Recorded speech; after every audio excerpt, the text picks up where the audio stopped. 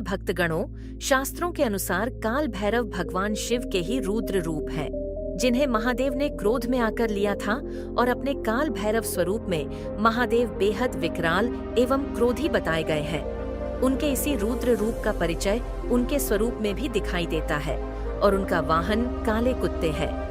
भगवान काल भैरव की उपासना करने से व्यक्ति के जीवन में आने वाली हर प्रकार की समस्या दूर हो जाती है। जो भी व्यक्ति सच्ची आस्था से उनकी आराधना करता है और उनकी शरण में आता है तो काल भैरव बहुत जल्दी प्रसन्न होते हैं।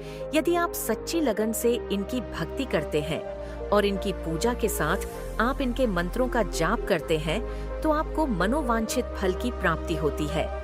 यदि आपके परिवार के किसी सदस्य या पुत्र को कोई शत्रु परेशान कर रहा है तो आज हम आपको जो मंत्र बताने जा रहे हैं, यदि आपने उसे जागृत कर लिया तो काल भैरव जी के इस मंत्र से अज्ञात शत्रु से भी मुक्ति मिलती है।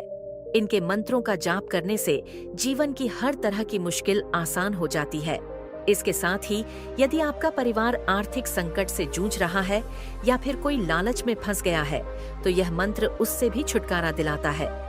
भक्तगणों, यदि भगवान काल भैरव की नजर यदि उस शत्रु पर पड़ गई तो वह शत्रु नष्ट हो जाएगा, साथ ही शत्रु के सभी षड्यंत्र विफल हो जाते हैं। इस मंत्र को जागृत करने के लिए आपको इसका प्रतिदिन 108 बार जाप करना है।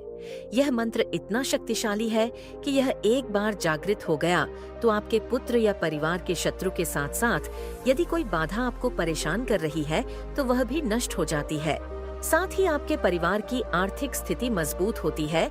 इसके लिए आपको इस मंत्र का जाप आज से ही शुरू कर देना है। भक्तजनों, इस मंत्र का 108 बार जाप करना होता है। यदि आप इस मंत्र का उच्चारण करने में असमर्थ हैं, तो आप हमारे साथ इसे अपने मोबाइल में भी पूरा 108 बार सुन सकते हैं। आपको उतना ही लाभ प्राप्त होगा, लेकिन इस मंत्र को सच्ची आस्था और पूरा मन लगाकर भगवान काल भैरव का ध्यान करते हुए सुनना या जाप करना होता है।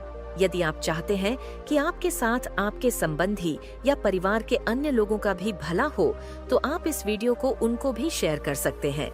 अगर आप चाहते हैं कि इस प्रकार के और भी वीडियो आपको मिले जिससे आपके जीवन से जुड़ी समस्याओं का निवारण हो, तो हमारे चैनल पारस मंत्र को सब्सक्राइब कर लीजिए।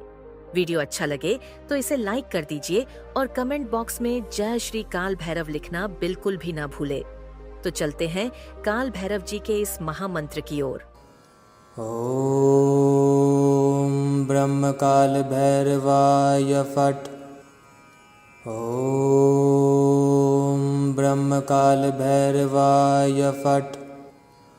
ओम ब्रह्म काल भैरवाय फट। ओम ब्रह्म काल भैरवाय फट। ओम ब्रह्म काल भैरवाय फट। ओम ब्रह्म काल भैरवाय फट। ओम ब्रह्म काल भैरवाय फट। ओम ब्रह्म काल भैरवाय फट। ओम ब्रह्म काल भैरवाय फट। ओम ब्रह्म काल भैरवाय फट। ओम ब्रह्म काल भैरवाय फट। ओम ब्रह्म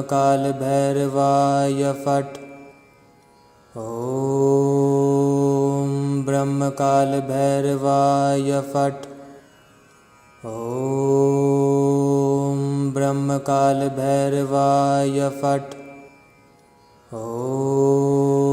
ओम ब्रह्म काल भैरवाय फट।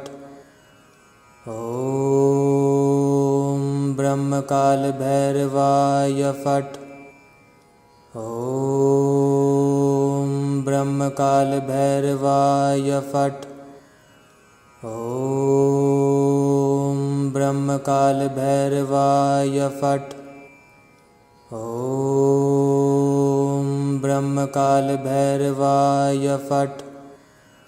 ओम ब्रह्म